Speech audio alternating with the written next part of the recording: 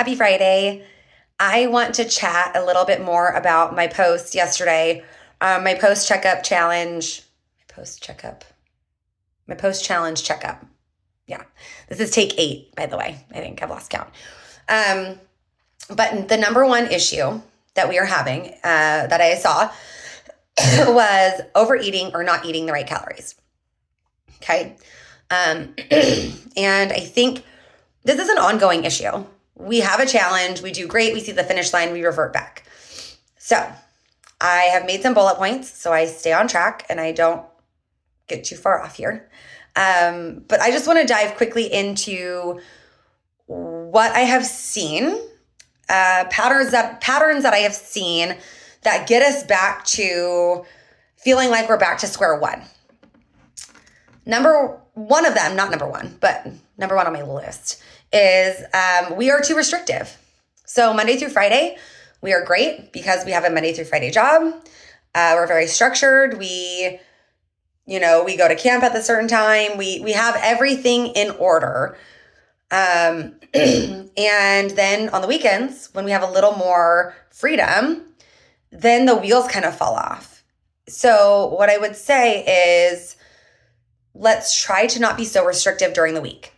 For me, I'm a sweet tooth person and I work out way too hard to not allow myself the things that I enjoy.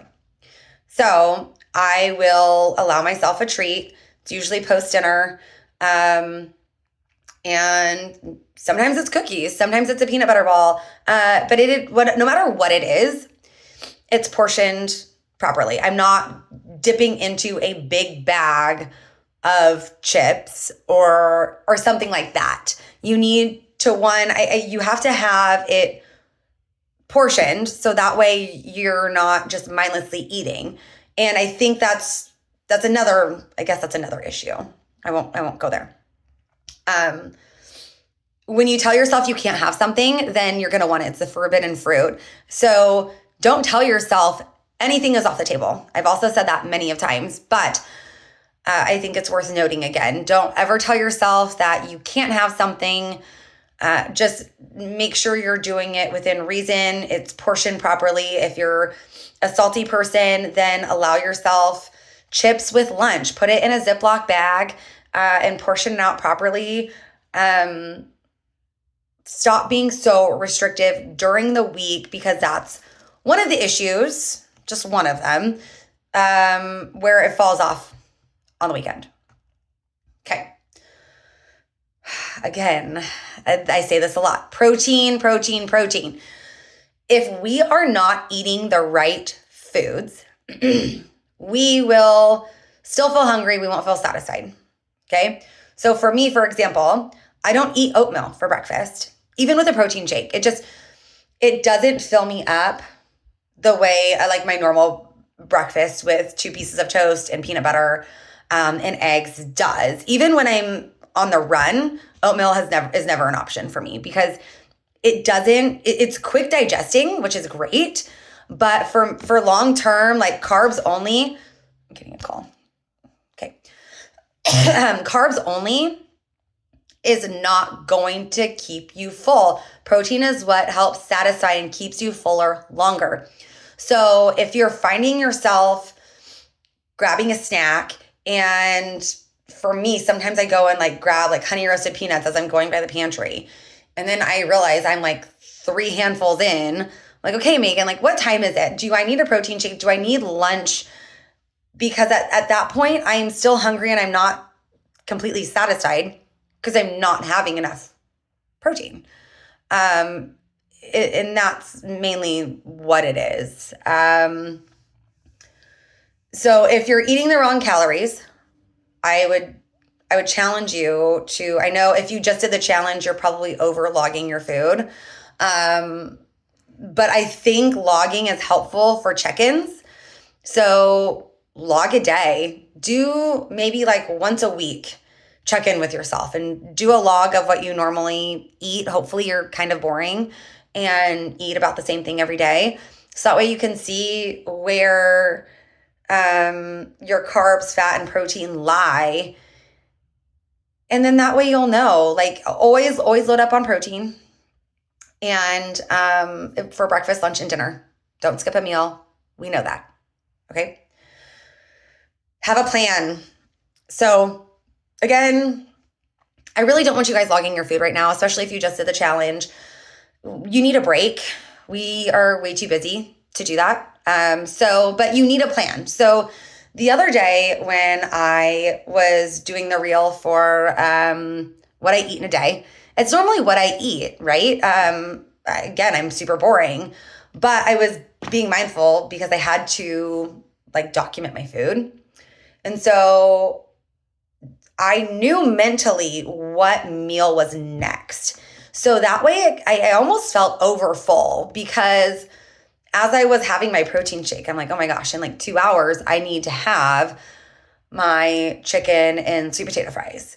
So having a plan is mentally going to help kind of calm those cravings and that overeating feeling, right? So I challenge you to have a plan. Don't make it the day of, especially Monday through Friday. Who has time for that? We're running, something's going to go sideways and it's going to go out the window. So the night before, while you were scrolling on your phone, looking at mindless stuff that is of no importance, beneficial, right? Say, okay, this is what I'm going to have for breakfast tomorrow, lunch, dinner, and then even pre-pack it. Pre-pack as much as you can. So that way it's readily available, especially for lunch. I tell a lot of people, like, grab something easy. If you can pre-make tuna, have tuna on hand. That's why I'll say it again, like the chicken, that's why I throw in the air fryer, 10 minutes and it's done. Set yourself up for success. You have to have a plan. Okay. And it doesn't have to be challenging, right? I mean, I'll even go grocery shopping with you if you would like. It's really simple. I promise you, if I can do it, I know you can. My last one that I wanted to add here is get the food that you're overeating out of the house. Just get it out. And I know that sounds so simple. And then you're like, well, Megan, like I have kids. Cool. But should your kids be eating that too? Probably not. And for me, I have slowly changed my kids' diet without them knowing, because my son would eat Oreos for breakfast, lunch, and dinner if he had the opportunity to. But I would tell you, I just went to Trader Joe's grocery shopping. It's 20 minutes from my house, so I don't normally go. But I went with my son, and what I loved is like there wasn't a lot of tempting like crap food there. They don't use dyes. And so start shopping somewhere like Trader Joe's, at Safeway or Bel Air, wherever you go. Like the inner aisles is just loaded with honestly poison. And I'm not saying like you can't have a treat every once in a while, but keep it out of the house. Why don't you make like Friday nights or, Fridays after school, you guys go out for frozen yogurt and allow yourself a treat outside of the house. Don't invite it in if you have a hard time overeating that stuff, if that makes sense. I'm here as a resource. I really want everybody to treat this more of a lifestyle and have balance. I think balance is key. If you have any questions, leave them in the comments.